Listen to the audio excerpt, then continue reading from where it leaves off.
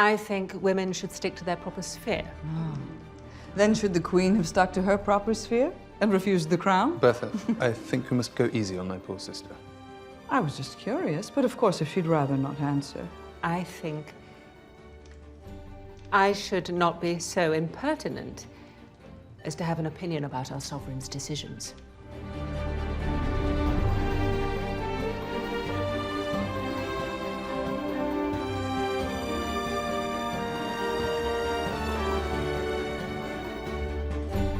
And I think Lady Sarah might have met her match. Welcome to the official Gilded Age podcast. I'm Alicia Malone from Turner Classic Movies, and I'm joined once again by my wonderful co-host from the Barry Boys podcast. It's Tom Meyers. Hi, Tom. Hello, Alicia Malone. Good to see you again. But this episode, Alicia, this one put us through the ringer. I mean, I was already a wreck, and then that final scene came. We'll come back to the John Adams story at the end of our recap here. And let's just leave that there because we have like 15 other emotional things to talk about before we get there. Yes. How do we even move forward? I know. I am still processing what happened, and I literally jumped during that moment. But we will talk about that. Lots to talk about in this episode, as always. This one, I think, especially. Yeah. And after we talk about all of that, we will be sitting down with three guests: Harry Richardson, who plays Larry Russell, executive producer David Crockett, and director Deborah Kampmeier. So let's get into it. This is season 3, episode 6, If You Want to Cook an Omelette, written by Julian Fellows and Sonia Warfield, and directed by Deborah Kampmeier. And we start over in England, inside Sidmouth Castle, where Bertha has arrived to support Glattis, and she immediately realizes that it's Lady Sarah who is in charge in here. Did you see that little silent conversation that Bertha and Glattis were having with their eyes while she was talking? Totally. It's I think it was after Bertha had been ordered up to the king's room, right? That she kind of gives a serious eye roll to her daughter. And I was like, oh yeah, here we go. Mama is in town. Mm-hmm. I was pretty excited about that. I also found it kind of odd, right? That Sarah was basically forcing Bertha to go upstairs and take a nap.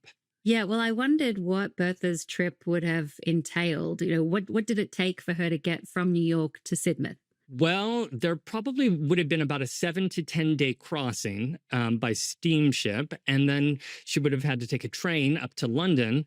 And I don't know about Sidmouth Castle, but Consuelo Vanderbilt writes in her memoir that to then get to Blenheim from London, you needed to take a train to Oxford, and then a special train from Oxford, another 7 miles to get to Woodstock, where you would then catch a carriage to the palace. So, yeah, it's kind of a lot. Sounds kind of tiring. Yeah, so she might actually need a nap after that. And did you notice how they sounded almost kind of disparaging about their own English train system? They were obviously a little bit sensitive, weren't they? Mm-hmm. It did make a little bit more sense. So if you think about in the case of Glattis, and obviously with Consuelo, that the American railroad business was dominated by their families, by the Vanderbilts, and here by the Russells. Yeah, exactly. So it was boats, trains, and carriages for Bertha. And Bertha also notices that the castle is looking quite empty, that a lot of their possessions have been sold to keep up with the estate's bills. And we've been talking about how this was common for struggling noble houses, just to sell everything they could. Yeah, remember in season 1, when Bertha was first decorating her new mansion at that point, I think the very first episode, and she had hired Stanford White, the architect, to buy up heirlooms and art, right, from castles and chateaus all over Europe. Gilded Age families really did do that.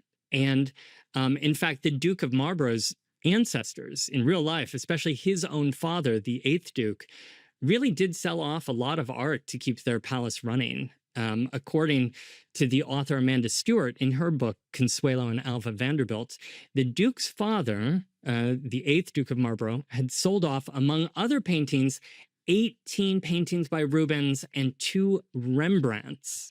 Wow, so just a couple of Rembrandts, no just big a couple. Deal. Well, while Bertha is there, she's also encouraging Glattis to stand up for herself. And she quite cleverly suggests that Glattis could use her relationship with Hector to assert her position in the household. Make sure he remembers your role in his family's redemption and acts accordingly. If you want to cook an omelet, you have to learn to break a few eggs. Says the woman who hasn't cooked an omelet in 20 years. I may not have made an omelet, but I have made a future. And I'm here to help you do the same. All joking aside, Alicia, Bertha, thank you. Bertha really does want Glattis to understand, that she has the power now, right? I mean, now the Duke can actually buy back those family treasures because of her money. And so she really needs to assert herself and be respected. And it would help if she also took an interest in her new home. Yeah, exactly. And after that, Glattis does tell Hector that she wants to learn more about the estate, including the tenant farmers. What does that mean? Well, these were people, families, who lived on the actual palace grounds or on land that was owned by the Duke and paid him rent, right? Consuelo wrote that, quote, these were fine men, good farmers, and loyal friends, and some had lived on the estate for over 50 years. Remember on the show a couple episodes ago, when she arrived at the castle, it was these tenants who threw flowers at the carriage when Glattis and the Duke were arriving. Yeah, right. I remember that, and how Glattis was shocked, didn't know what they were doing. But as it was like thump. Yeah, it was quite a shock. But as you heard right at the beginning of this podcast, Lady Sarah has a bit of a discrepancy in her behavior, which Bertha notices, in that Sarah loves to give orders, we've seen that, but she does not support the idea of women getting the vote. The irony. And whatever you do, don't ask Sarah anything about the Queen. No. That was an awkward moment, and in front of the whole dinner party. Sarah just kind of mumbled her way out of that one. But I have to say, between us, I am really loving the energy that Bertha is bringing to Sidmouth Castle. It's actually a little bit like the energy that Aunt Monica brought to Bertha's own dinner table just 2 episodes ago. Yeah, except this time there's no broken coffee cups, luckily. Yet. But it does bring us to Glattis's big moment of this episode. So basically, as a duchess, the women at the table are supposed to wait until she finishes eating before they get up to leave. And up until now, it's been Sarah that has been calling the shots. But encouraged by her mother, Glattis finally stands up for herself by staying seated and asking Sarah, Sarah? Are you quite well? Why shouldn't I be? I thought, when you stood without waiting for me, you must be ill.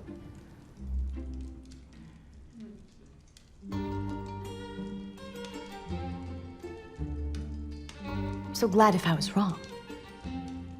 I was cheering during that moment, and I love the way the man next to her looks at Glattis and mouths, well done. Well done. Yeah. But Tom, this is exactly like an experience that Consuelo had. Oh, indeed it is. I mean, I love this scene so much. And I am sure that it was inspired by an anecdote that Consuelo included in her memoir, The Glitter and the Gold. Remember last week we mentioned that Consuelo wrote about how she had been irked by the way that her husband's rather rude aunt, Lady Sarah, acted toward her. Mm-hmm. Well, in her memoir, which I still have right here on my desk, she writes, at one of my first dinner parties, to my surprise, I found the ladies rising at a signal given by my husband's aunt, who was sitting next to him. Immediately aware of a concerted plan to establish her dominance, and warned by my neighbor, never have I seen anything so rude. Don't move. I nevertheless went to the door and, meeting her, inquired in dulcet tones, are you ill, S? Sarah. Ill, she shrilled. No, certainly not. Why should I be ill? There certainly was no other excuse for your hasty exit, I said calmly. She had the grace to blush. The other women hid their smiles, and never again was I thus challenged. Yeah, I love it. I think that's such a clever way to assert yourself while also embarrassing the other person Totally, gently completely. at the same time. Brilliant, brilliant. All right, let's switch over to Marian now, because she's been suspicious about where Larry was the night of their engagement when he discovered Maud Beaton, and she finds out that he was at a house of ill repute. This was a real term used for brothels at the time, but I just love to say it. House of ill repute. Also later she calls it a house of ill fame, which I've decided I want my house to be called that. Alicia Malone and her house of ill fame. Yeah. There were so many houses of ill fame in New York in the 1880s, mostly, like we said before, located inside the Tenderloin or Satan's Circus, as it was often called by the clergy. This was a district that ran roughly from 23rd to 42nd Streets and between 5th and 7th Avenues. And this was where the Haymarket was located. But there were some streets, like West 29th Street, which were just lined with nothing but houses of ill fame.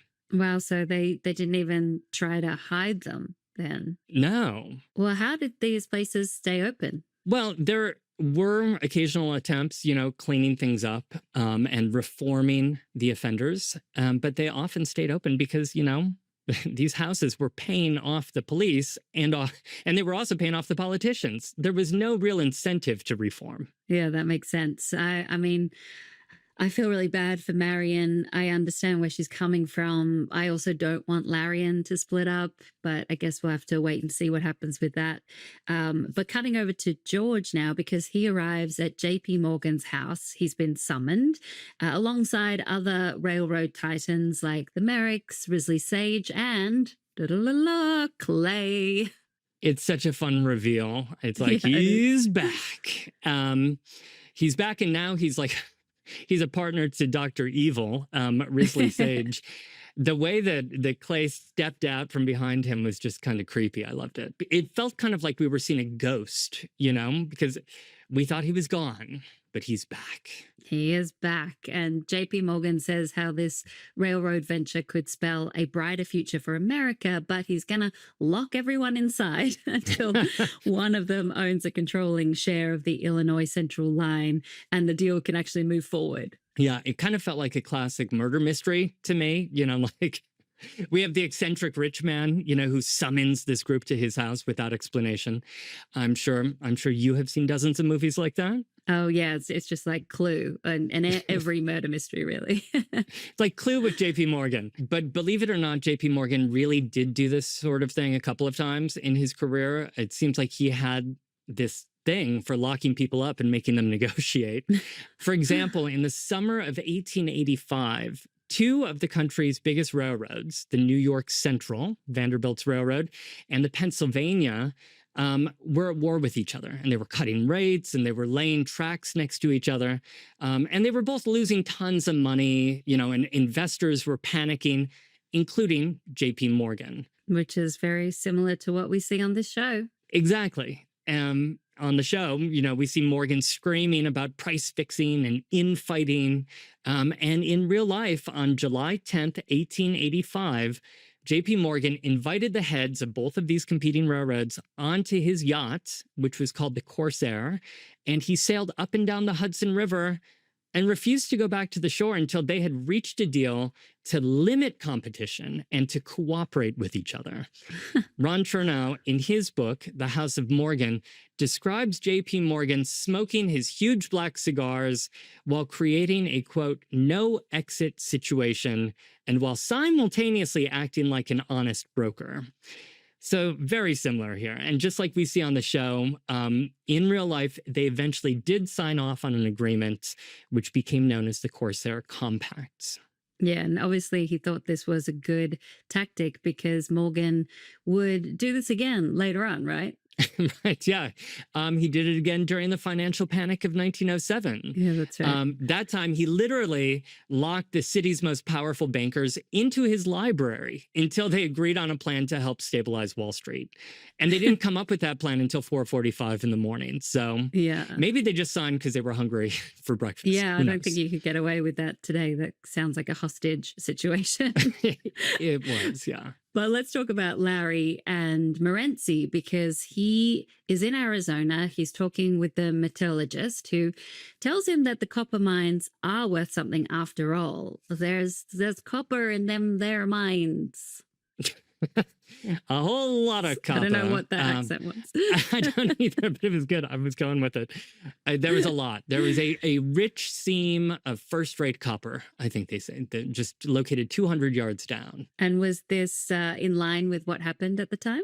It's similar, yeah. Actually, in 1882, in Butte, Montana, a man named Marcus Daly discovered pure first-rate copper. In fact, it was the largest copper sulfide deposit in America. It was like he had just struck an immense amount of gold.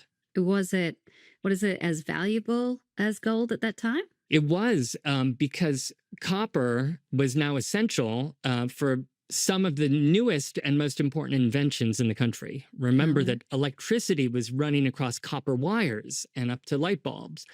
And also these new things called telephones. We're using tons and tons of copper wires. So yeah, it was a very good thing that suddenly George Russell, who needed some kind of a business miracle, might be sitting on top of a whole lot of copper. A lot of copper. I mean, the Russells, they're saved again. And I'm going to use that as a segue, because speaking of fortunes, Agnes is desperate to find out how much Jack was paid for selling the clock. Bannister refused to share Jack's secret, but of course there is one member of the downstairs staff who's only too happy to fill Agnes in, and that is Armstrong. I mean, fortunately, Agnes was already laying down in bed, right, when she heard the news. As Armstrong delivered it, I mean, she kind of pronounced it like he was paid $300,000. And Agnes promptly screams, and Armstrong scampers off to get Ada.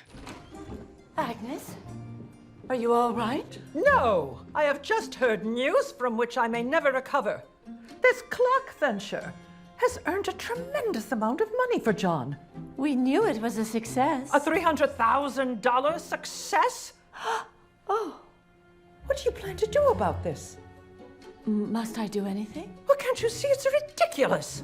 I sit here nursing my ruin, while our footman could buy us out in an hour and not notice the difference. Well, we knew that Agnes was not going to celebrate the news. And meanwhile, Jack is downstairs already working on a new invention, one he says that will be a machine to whip food.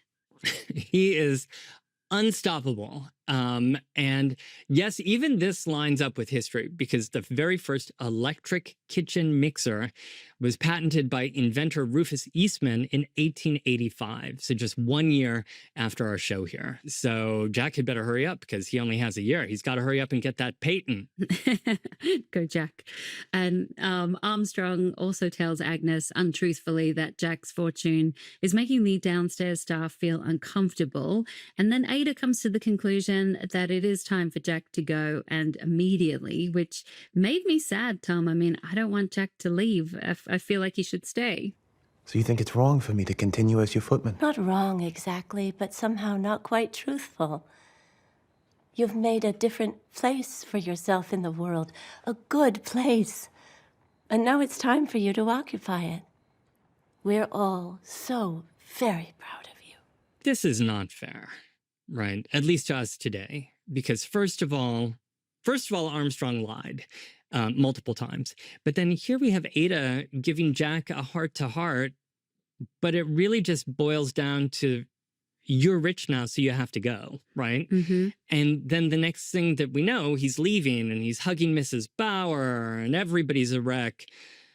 I was a wreck. I mean, this just doesn't quite sit right. I know. Well, to modern day me, it seems like, well, why can't he just work as a footman? I mean, I know he's rich, but if that's what he wants to do, surely there's no harm in it. But I do understand that for the 1880s, it would have been a strange concept to have a rich footman. Yeah, I think that the whole scenario would have just been very, very strange. It would have been amazing. It would have been shocking, highly unusual. I looked through newspapers. I did all kinds of searches. I could not find really any examples of things like this. I mean, I found a newspaper article about an elderly rich woman who gave her maid $70,000 in 1909, but that's it. Nothing about like domestic workers who suddenly hit like some huge fortune. The rags to riches storyline, I don't think it really happened for domestic workers because the ideal domestic worker was thought to be entirely dedicated to his or her job, right? And their job was to serve the master or the mistress of the house. So being an entrepreneur, or a businessman, I think would have been seen by the employer and also by his coworkers as a distraction. But like, why did he have so much free time? He shouldn't have the time to dream up those kinds of ideas. Yeah, and I'm sure Armstrong would agree with that sentiment. Yes, she would have. It's a very Armstrong, reasoning. But today, I feel like we're probably uneasy with it because the quote American dream, is also to dream big and strike it rich and to achieve social mobility. But I don't think we should overlook the fact that Jack only really succeeded here because he had Larry Russell to help him push it through. Mm. Because when he was all alone with this clock project, he had hit a dead end. So, yeah.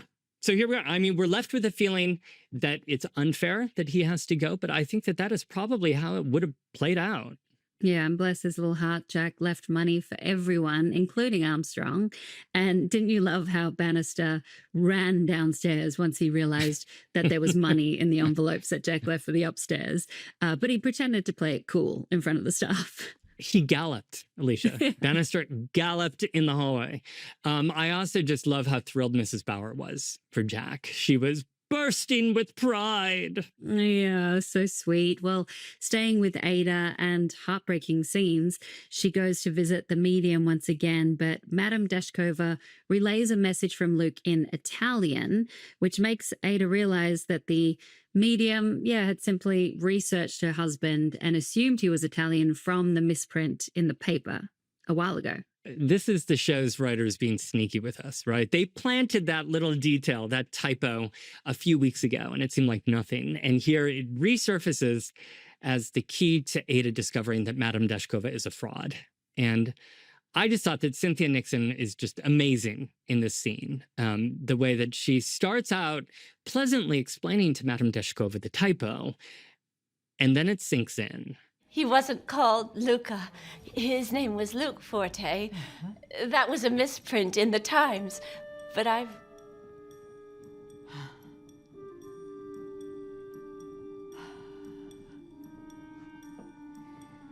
Oh. None of this is true, is it? You just read his name in the Times. Mrs. Forte, I assure you that... You read the papers, and you asked around, and the rest I've given you myself. Stupid, babbling fool that I am. I would never ask around. I loved my husband more than you can know. And so I longed to believe that there was a way I could still reach him. And you can, No, Mr. Forte is here right don't lie now. to me. Please don't lie to me anymore. I'm ashamed of my sentimental folly. But you should be ashamed of your existence. Ugh, I felt so sorry for Ada. And I also wondered what she could have done at the time. I mean, there must have been many mediums who were exposed as frauds. Well, they had been highly controversial for decades. A very famous example was the Fox sisters, who came from Rochester, New York. And they held very highly publicized seances where they claimed to communicate in front of audiences with spirits, and during these seances, there would be these mysterious rapping sounds in the air that would fill the room that came from the spirits, they said, right? But it was later exposed that those rapping sounds were actually coming from them cracking their toes. Oh my gosh. And they signed a confession about that. And once they had been exposed, they even held an event at the Academy of Music in 1888 to show how they cracked their toes. Wow. And they packed the house for it. 2,000 people paid to see them crack their toes. I am not making this up. It's quite a talent, too. All right, well, let's go over to Peggy because Dr. Kirkland convinced his mother to attend a ladies' tea with Peggy, but it's actually a suffrage meeting with Frances Ellen Watkins Harper. And Mrs. Kirkland does not agree with women fighting for the right to vote because, from her point of view, they should focus on protecting their husband's right to vote. Yeah, there's that friction that we talked about before with Dr. Dunbar, right? Black rights were being rolled back in the South with these new Jim Crow laws. There were new voting restrictions, new segregation laws. Mrs. Kirkland seems to be saying that these women are trying to do too much too soon and that they should focus instead on making sure that Black men don't lose their right to vote. But Peggy reminds her that she is from the next generation and that she wants to fight for women, Black and white, to have the right to vote. And I feel like to make things even a little bit messier, it seems like William Kirkland, her son, agrees with his mother to some degree. Did you notice that? Yeah, a little bit. I mean, I feel like Dr. Kirkland is always stuck between his mother and Peggy. I feel sorry for him in that way. Yeah. But okay, let's go over to Oscar because he visits the Haymarket. He finds Maud Beaton and he confronts her. Yeah, and just a quick little aside here. As Oscar enters the Haymarket, the band is playing the song Jeannie with the Light Brown Hair, which is an 1854 popular song that was written by Stephen Foster, all about a husband who is nostalgic for his estranged wife. I dream of Jeannie with the light brown hair. I'll stop there. But there is like no more perfect song for Oscar in 1884 to be wandering into the Haymarket to than Jeannie with the light brown hair. Yeah, I feel like everything has a purpose in this show. I mean, even the background music is a clue to something else. No coincidences. Exactly. Well, I really want to ask Deborah Kampmeier when we talk to her about directing Blake Ritson here, because we see him in this scene go through a range of emotions from feeling anger to pity. And, you know, I did not think I would feel sorry for Maud Beaton at all, but it's kind of hard not to when she explains her story. Don't pity me. I'm tough. My father lost me in a card game when I was 12. There's a lot happening in this scene, and it is pitiful, you know, when Maud lowers her shoulder strap, which was possibly a sly little reference here to Sargent's Madam X, by the way. But yeah, I'm sure that you also were nervous when Oscar grabbed the candlestick. Yeah, like a Clue situation again. Oh, true. But I was quite relieved when he put it back down. By the way, we suddenly hear that Dolly, or Maud, is from Sandusky, Ohio. Just got to throw that out, give a little Ohio love for a second. That's right, because you are from Ohio, from Sandusky? Not from Sandusky, from Bellevue, just next to it. Sandusky is where I went to the roller rink. Okay. Okay, well... And maybe Maud will go too. Exactly. I was going to say you might run into Maud when you're back there next because Oscar very kindly gives Maud $100 and a ticket to Sandusky, which I don't know about you, but that surprised me because I feel like this is a side to Oscar that we haven't really seen before. Yeah, indeed. And first of all, let's talk about that $100. That's like today about $3,000. Wow. So he is being very generous here. And he explains that he is being generous because he was prepared to spend the rest of his life with her. Yeah, and I know you were telling me that you found this scene to be particularly moving. I did, yeah. And, you know, the scene in the Haymarket and then the scene at the train station as she's taking off for Ohio and when he tips his hat. Yeah. I think because that scene, the hat tipping, happens after so many other sad things. You know, and emotional things have happened in this episode. We've already seen, you know, the whole Madame Deshkova thing. We've seen Jack being told to leave. We've seen Marian break off the engagement. Mm-hmm. And we get this surprisingly uplifting moment here, you know, sort of humanity reaffirmed by the character we are least expecting to reaffirm humanity. Yeah. I found it surprising. I found it actually to be kind of like the show for me at its best. Yeah, it really lifts you up. And then what does this show do? But slams you back down again, because we have to talk about the final moment of this episode. Oh, where Oscar meets up with John Adams and they share a really sweet moment. But then in a shocking and unexpected event, John gets violently hit by Carriage. I, like you were saying earlier, jumped when that happened. And then I sat there in a stupor, not believing that that had happened, and was actually kind of upset. And on the show, Oscar had just said the line, "You are my savior." Yeah. And then John was killed. So some might even find that almost biblical, right?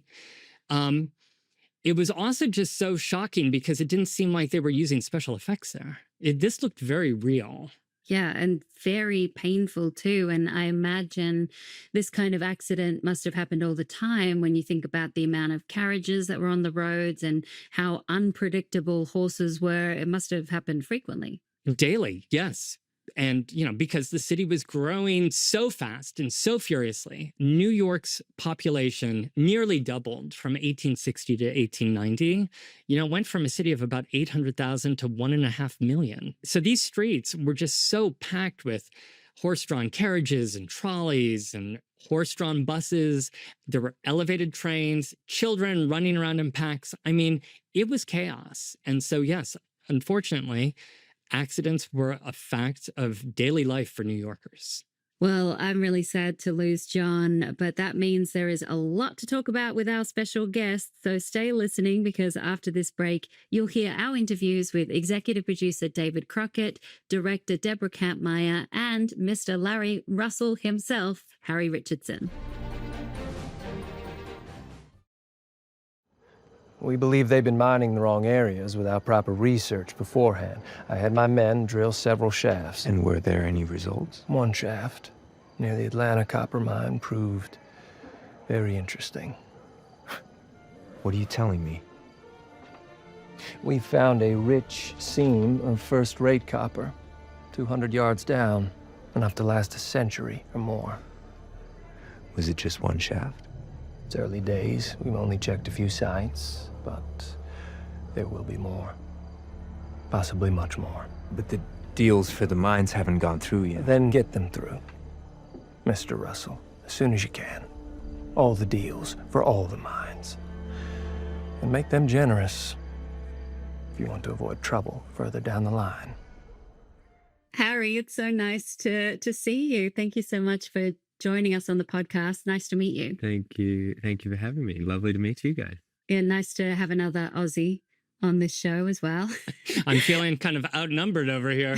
Join us. But since this is the first time we're meeting you, I wondered if we could go back and talk about how you joined this show, because am I right in saying that you were on a previous show with Julian Fellowes before this? That was my first big job ever. Especially overseas. I had worked in Australia once before after drama school and managed to find myself in Dr. Thorne when I was 21. My mum is English, so I was always drawn to coming over to England to kind of chase period drama shows and try and work in that world. And I was very lucky to stumble into that show. Yeah, I imagine that working with Julian Fellowes again would have been a big draw card for the Gilded Age, but what intrigued you about your character of Larry Russell? I think this show is fascinating because not many things have been made in this time period in American history, but also Larry was an interesting fella. He comes from such epic power and privilege and in a crazy time, and yet he has a certain beautiful heart quality to him and is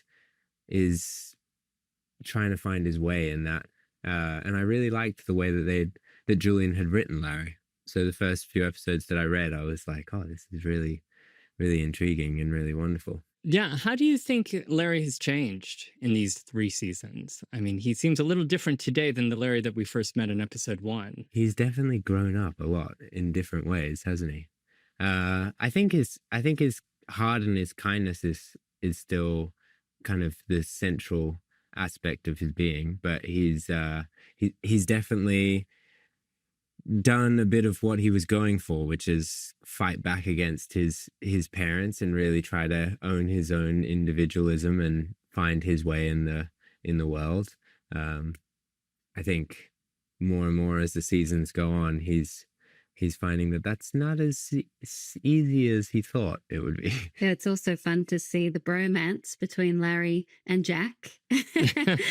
And I know just from looking at your Instagram for research that you and Ben Arla's are good friends in real life. Have you developed a friendship off screen? Definitely. I mean, we've been tight friends since before the show started, and it's crazy to grow up together in this show. And yeah, we did become like best mates, and I think chicken or the egg. I'm not sure if the show runners and the creatives were seeing that and being like, maybe we just put them together. We kept pitching it. We were like, "What? How can Larry and Jack hang out?" And then this year we get to really have an adventure, which was awesome. It also seems like you have a really nice friendship with Louisa Jacobson, who plays Marian. Yeah. So what has it been like to create this relationship with her, Marian and Larry? Louisa and I, we are really good supports for each other, and I think that's really needed. And we both feel really safe with each other, which is great because this show it's so large sometimes. It's so massive, and going on these sets can be really overstimulating and intimidating. And she's very grounded and incredibly professional, and I've loved working with her this year. One of the scenes with the two of you that I think you got very right was in the last episode when Larian finally happened. Can you tell us about shooting that scene? It was so beautiful. Was that, supposed to be in Central Park? Was that in Central Park? It was not in Central Park. It was in a beautiful park. I can't remember. It was the grounds of this incredible place. The beauty of this show is that there's so much detail that they can't really capture it all. But the day when we were walking up the green, like before Larry drags her under the tree to propose, there were so many extras all having the most incredible, blissful summer day, like penny farthings driving past and picnics and people just out. And that was just such a dream. That was a particularly fairy tale day. And the curation of how Deborah shot that was so beautiful. We had a big revolving stage underneath the tree, which is how she achieved this incredible dreamy flow state. The reason why when during the proposal everything seems like an impressionist painting behind them and it's like all kind of moving is because we're literally on a merry-go-round that was being spun. Wow. Which was pretty interesting for Louisa and I, trying not to get dizzy. But that was the point of it. Again. Yeah, that was the point of it. Very subtle, but very. When I saw that, I was like really blown away by that, and that being under that tree was just magnificent. A very magical day for your characters, and then Harry, that same night, go and drag Jack to the underworld. You go and drag him off to the underworld, and you go to the Haymarkets. What was Larry thinking? What was Larry thinking? I mean, it's an interesting choice. I think we've discussed a lot about what the nature of being a young man in society at that time was. You know, we both are on Larry's side and understand that he's just having a bucks party with his friends, and he's celebrating with Jack, and he's bringing him into this world. But we also really understand Marian's character going through this crisis of safety and trust, especially after her last two engagements. It really does deal with the conversation around commitment and engagement and what it was to be a gentleman or not. back then. I'm wondering also, I mean, there's the clothes that you get to put on. There's also the accents. Can we talk about that for a second? Because obviously you're from Australia and you lived in England, you said. So how did you develop that Larry accent, sort of, that all-American accent? I feel we're really lucky to have, we have an accent specialist and creator, really, called Howard Samuelson, who's been on all 3 seasons. And I've always liked playing with American accents, but this one was particular because it's from the 1880s and it's also from this particular place in society and the influence that they have from Europe. And it was a very interesting thing to set off on because there's no recordings of what people sounded like in the 1880s, or not. There's not like a vast knowledge of what the sounds were. So there was a lot of detail that went into trying to imagine this as a full scale dialect, if you will, or accent. And I just love that, like getting to dive into not just a standard American that we would hear today, but like try to figure out really subtle ways of like how they would have been influenced back then. And Howard is incredible, and he's on every line. He was there with headphones on listening, and that you're in trouble when he comes up to you and is like, Nope. Australians creeping in. I think Australians are good at doing both British and American accents because we grew up with so much British and American television and movies. I couldn't tell any Aussieisms at all. It's pretty amazing. Oh, I'm glad. I still feel like there's always work to do on it. And some of the actors really, they in this show are so exquisite with it. So it does make for a really fun play. Must really help when you're shooting like in Newport at these historic homes. You're in the costumes, everyone surrounds you, like the extras, for example.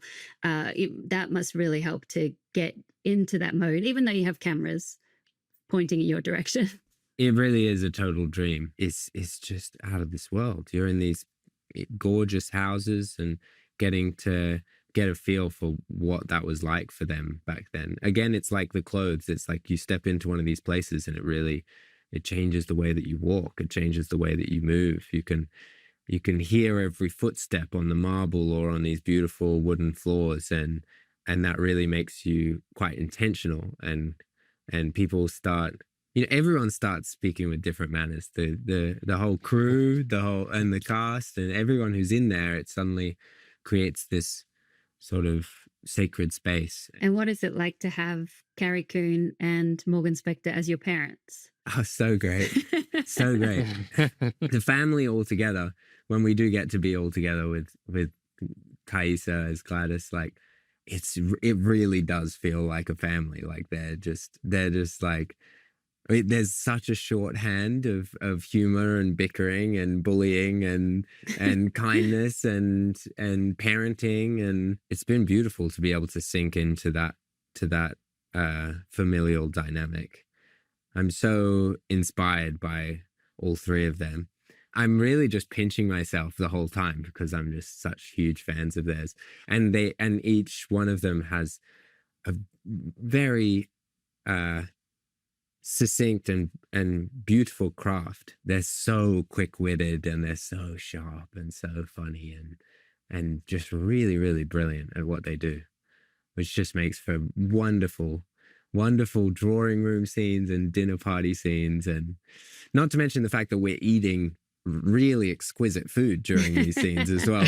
So we're just like, I'm just like, what? How is this my job right now? So enjoying this season, as we have seasons 1 and 2, and we're so excited about the engagement to Marian, and we really hope that it didn't just get screwed up, and we want you back from Morenci as soon as possible to save the day here. But Harry Richardson, thank you so much for coming on the podcast and talking with us about your journey here. Thank you so much for having me, guys. Have a wonderful day.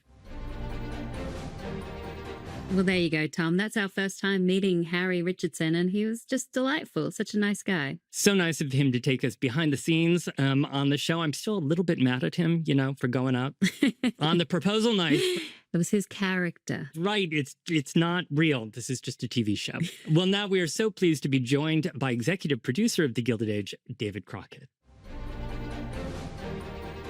David, it is so nice to have you back on the show. This show, I mean, one thing that we love about it, obviously, on this podcast is how much history is involved, real history that's woven into the storylines in a very clever way. So I wanted to talk about Glattis's marriage to the Duke of Buckingham. There are parts where it closely mirrors Consuelo Vanderbilt's marriage, and then parts where it differs.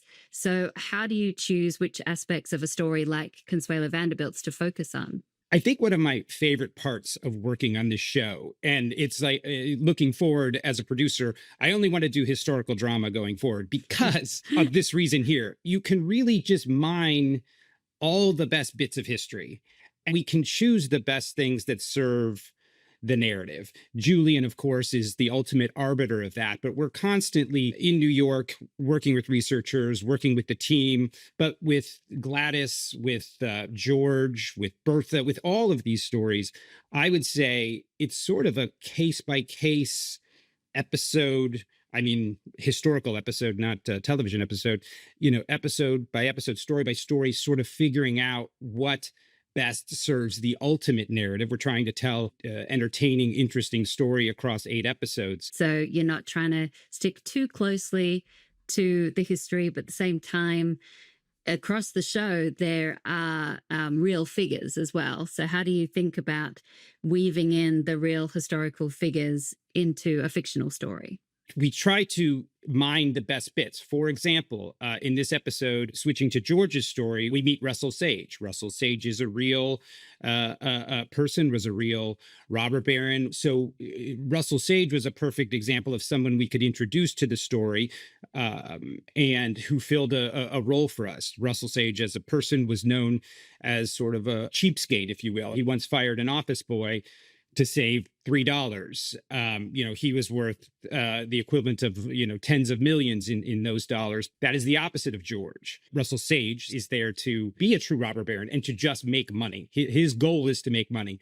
George's goal is to build something, and that's what he does with this railroad. He wants to make money, but he also wants to build something and leave something and be a creator, a true sort of innovator. So Russell Sage is a good example of a historical character, that a piece of history that we bring into our story because it augments the story and it augments our fictional characters as well.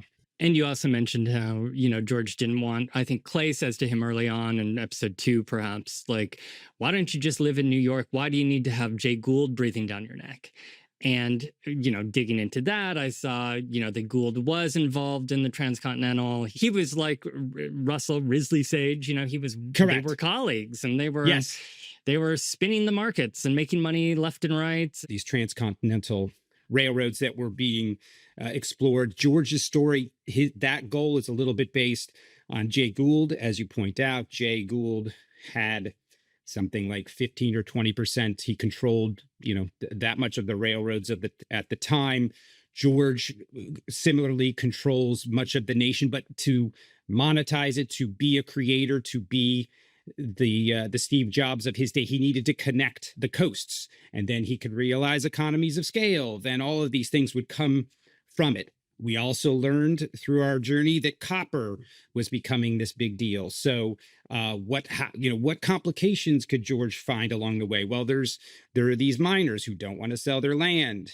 George doesn't think it's valuable, all based on sort of various true stories pulled from various pieces. Julian, he said this at the premiere, he said it a few different times. He wanted to show the audience that the Wild West and the Western country, in all its wildness, was happening at the same time that people were having these, elaborate parties, and these, society was the most important thing in the world. And yet on the other side of the country, it was the Wild West. In season 2, I mean, you had, we saw that George's fortune as well was coming from the steel mills. I mean, it wasn't just this abstract thing that he was this, millionaire. It was coming from a place, and we got to go there and see this showdown. And now it seems like you're actually pulling us and the story out even farther west, as the country is expanding. No, absolutely. I think George Russell is sort of he can become for us sort of a greatest hits album of all of the robber barons and their sort of journeys and strategies, and not all of them. Obviously, J.P. Morgan, another historical character we pulled in this season. He was the great sort of Machiavellian sort of orchestrator of all the finances really throughout the world. He was the preeminent guy, and if he didn't give a rubber stamp to your project, you were in trouble. Didn't matter who you were, you had a real challenge. And it's really part of the fun in this story, in Glattis's story, in even in Oscar's story. Maud Beaton isn't a real person, but she's based on a couple of different women who were operating in that space at the time. So we're able to, take from all of those and hopefully make an entertaining show for you. So fun. And this story also brings up the idea of the financial panic that was happening at the time, which is a really complicated issue. So how do you and all the writers work with an issue as complicated as the panic, weaving it in enough, but not too much to overwhelm the viewers? I think it all goes back to the kind of the core of the story. So in episode 1, we needed to get George back to New York. And there was this real panic. So now you've planted the seeds of that. And then in this episode, we sort of bring that back. And so we use these things to really facilitate the story. And Clay and Sage, Clay, who knows a lot of secrets and knows enough of the inner workings of George's company, can leak certain bits of information as he does, and he causes George all these problems. Again, similarities to today. You read the papers, if something is 80% true, but or it just has this hint of something, and it really can sort of affect the markets. It can affect financial people's status, financially or otherwise. So we sort of use those history bits, those true stories, to really go back to the core of the character. And of course, there's so much of Consuelo Vanderbilt's story this season. We're, following the marriage to the Duke of Buckingham. Buckingham. And in this episode, specifically, there is that great exchange with Lady Sarah at the dinner table that I was telling Alicia about earlier, is almost verbatim from the memoir, The Glitter and the Gold. Do you just have so much fun hiding these little nuggets in there in these episodes for us to find? Absolutely. I mean, this episode, when it comes to Consuelo, when it comes to Bertha's visit, when it comes to those dinner table scenes, I mean, we refer to them as like classic vintage Julian Fellows. The show is sometimes teased, if you will, or said, "Oh, the stakes aren't, the stakes aren't as high as some other shows," or this is a low stakes thing. However, I think now that people realize it, when you build up these moments, when you explain these moments, when you explain the meaning of these moments through photography, through words, through storytelling, like how satisfying, how fun are those moments at the table. And then she literally returns right back, like Glattis coming into her own as no longer a child. She's a full-blown woman. She turns to the gentleman to her next and continues the conversation as if nothing. I mean, she has become her mother. She has become the person that she is, who commands respect. And I mean, what could be more fun than that? So yes, mining those from those little stories, but then it's up to Julian and the directors to really get in there and spell it all out and show it for the fun of it. Can we talk for a second about the Oscar story arc? Oh, I'd love to. Yeah. What you can say here, but I mean, one thing obviously in this episode that really stood out for us was how much more sympathetic Oscar had become. Right? I mean, he helped a woman who had actually swindled him. Yes. We're happy to see him in a loving relationship. Yes. And then his lover is killed right in front of him. Right. That is a lot for one character in one episode. It's a lot for us. And why did John have to die? It's a great question. It was one that was debated a lot. because we love John Adams and what he brings, and kind of, he's not one of the core, but he's out there and he keeps coming back. He's come back across 3 seasons, and we see him. We love what he and Oscar have. They have something that is unique and that isn't seen that much in this world. So yes, it was a really tough decision. What I will ultimately say is you have to wait and see what's coming down the line to fully understand why this happens here. And these kind of emotional moments Tom and I were talking about is what the show really does best, right? It really takes us up and then down and then punches us in the gut with John Adams. I mean, that's got to be fun as a producer to kind of modulate the audience's emotions in that way. It is, and it's a real a challenge to do it with so many characters, but it's a puzzle, and you have those 8 episodes. We obviously have a very clear idea of where we're starting. We have a very clear idea of where we're ending with most of the stories, and then it's puzzle pieces to tell how you get from A to B. That all makes it sound very simple, but now imagine 35 cast, principal primary cast members. Those are pieces of the puzzle. Locations are part of the puzzle. Storylines are part of the puzzle. Then they have to interweave and all that stuff. So it's one of the biggest challenges, but I think it's what makes it fun, and maybe this show in particular more fun because there are so many, and who's going to cross with who. Yeah, and it's fun and interesting for me and Tom because every little detail we're like, is that something? Where is that from? And then Tom has to go down a rabbit hole of research. I dream of Jeannie with a exactly. Yes, it all matters. It all matters. Copper or no copper, thank you for mining with us today, David. Oh, yes, absolutely. It's been really great having you back on the show. Oh, no, I appreciate it. And I can't wait to hear this episode and all the rest. It's a blast. It's always so much fun to talk to David. I really, really enjoy how he and his team bring that enthusiasm for history to the show. Absolutely. It's been fun to talk to him on each of the seasons. I love how we can bring back people we've previously spoken to. And that's true of our next guest, who we spoke to last season. So here she is once again. This is Deborah Kampmeier, the director of this episode.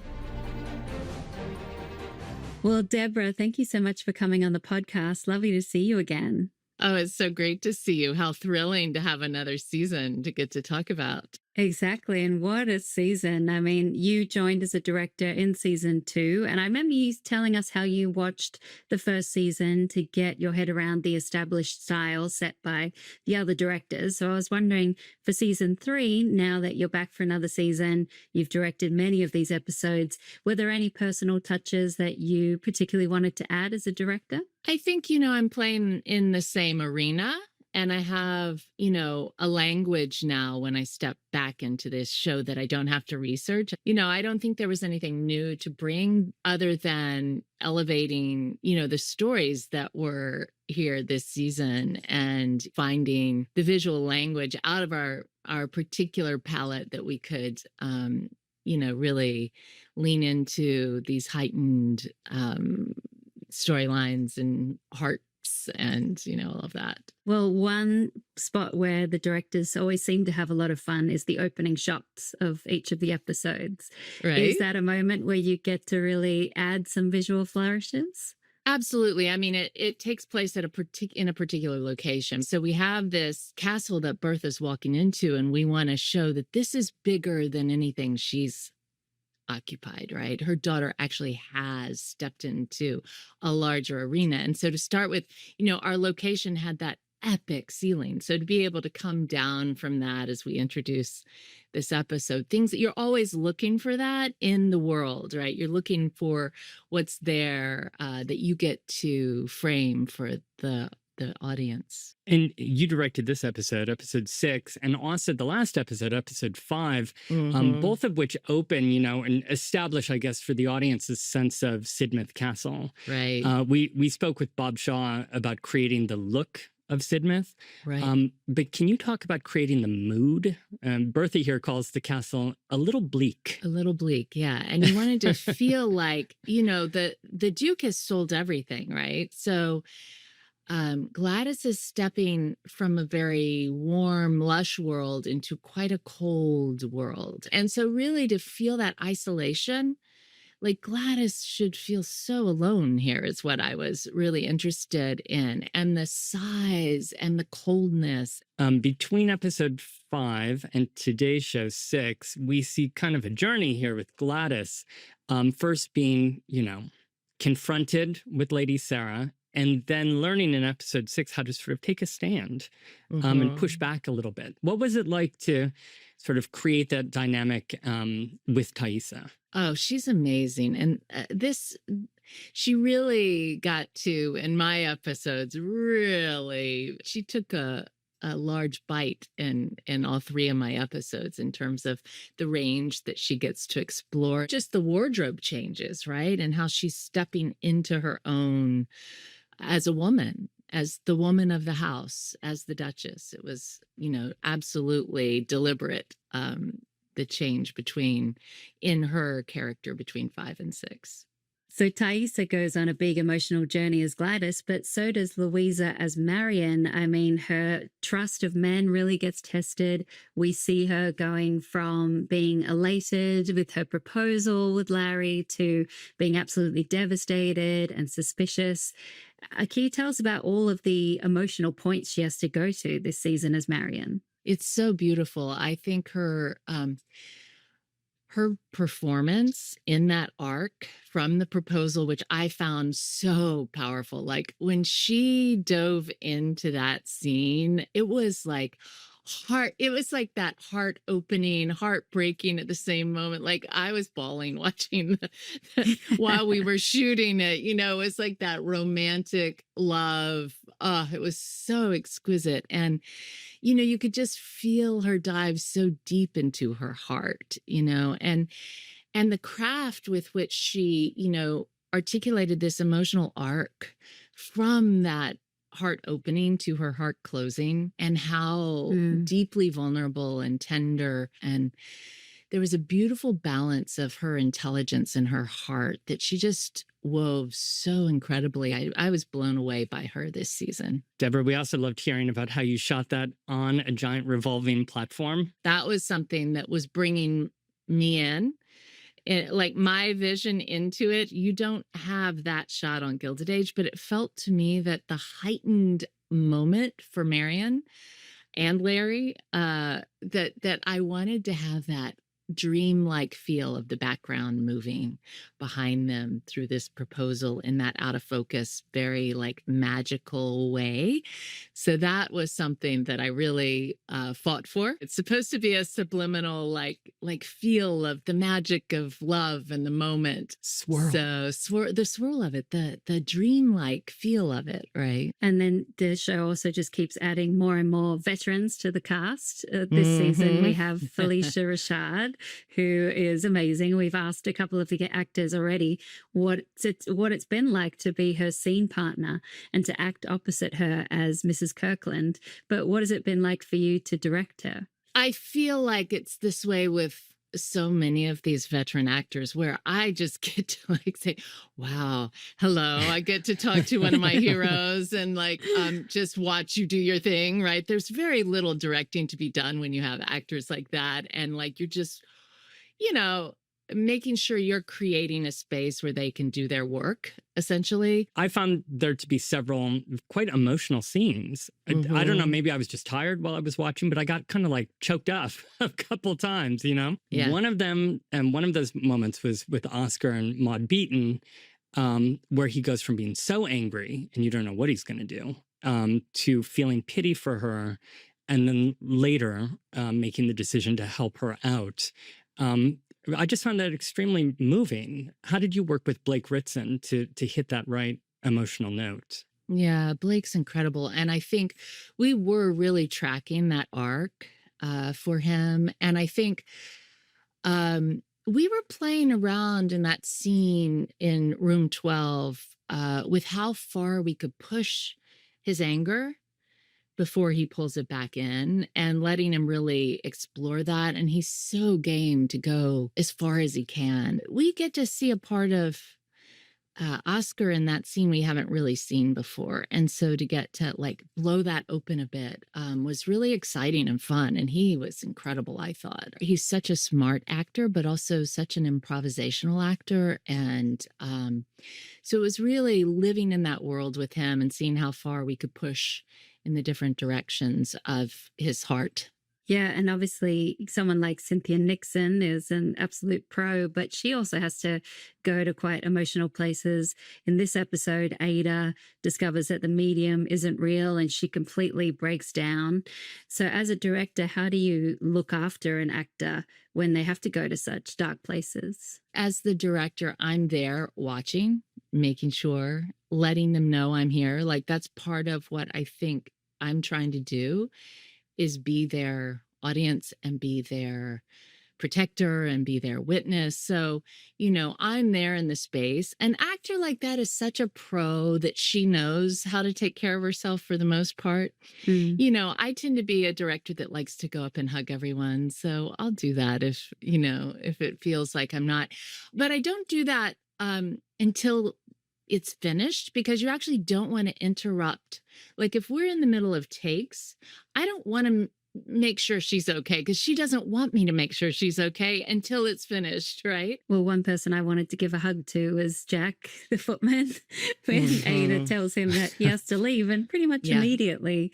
I mean, that made me tear up, but it was nice to see Ben Arla's, get a chance to really explore this complicated dynamic with Jack. He's got a fortune, but he doesn't want to leave his home. How did you and Ben talk about creating those scenes? Yeah, I mean, Ben and I actually talked quite personally and deeply around what that meant, leaving the only home he's ever known, and how he was going to bring himself to that. And then on the day, really, letting him have the time he needed to step into his heart for that scene. And I thought it was so beautiful, the work he did there. It was another tearjerker. It was, I'm right? telling you, this episode. It's just like, right? it was so loaded. And then let us not forget the final moment of this whole episode. I know. And this is, the Gilded Age is not a show that I would say has a lot of action in it. Or shocks, really. Right. But this was a shock. I mean, I jumped, obviously. When I saw poor John Adams, get hit by the carriage. Yeah. First of all, I guess, how did you achieve that? Well, I will say that when I read the script, I had the same exact response. I jumped. It was like shocking, right? And so I wanted to find a way to have the audience have that same experience, right? And so I worked with Douglas, who you all spoke with last episode, and he helped me create a previs, but I had this idea that I wanted it to be a oneer so that it didn't feel like a camera trick. I wanted it to feel like it was continuous. But when we shot it, we actually had a repeating rig where so Clay actually did his own stunt, which was amazing. So he was in a harness and he walked in, and then we had a machine that would beep, and essentially on beep 3 was the hit, and the harness pulled him. So we set that up with our camera, with him and our stunt guys, so that, our camera would follow, it would come around, he would be hit, and we'd come down as he landed and catch his head hitting the ground. This particular piece of equipment can repeat the exact move of the camera. So once we had chosen the take that we liked, we were married to that take. That was like, that's it. Because once we committed to that take, then we took Clay out and we had the horse come in the background, and we shot it with our same exact camera move. And we had to do it a couple times so that we could get the horse, in the exact right spot. That's a lot of coordination. It is a huge amount of coordination. And then you're doing that with background. And so it's a bunch of layers that you're putting together once you've gotten your actors, performance and stunt correct.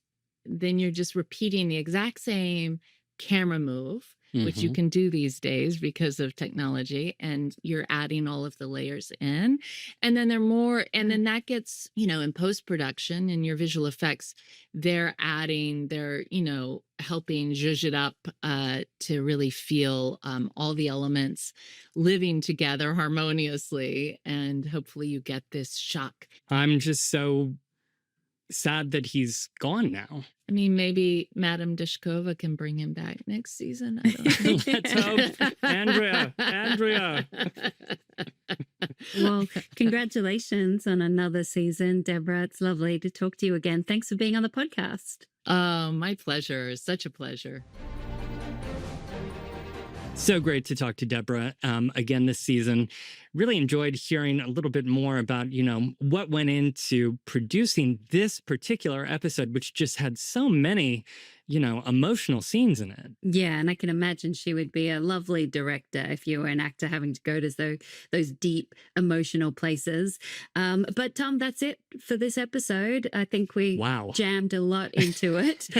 But come back next week after you watch the new episode of The Gilded Age on Sundays. You can watch or listen to this official companion podcast. Find it wherever you get your podcasts. Thanks for listening. Bye-bye.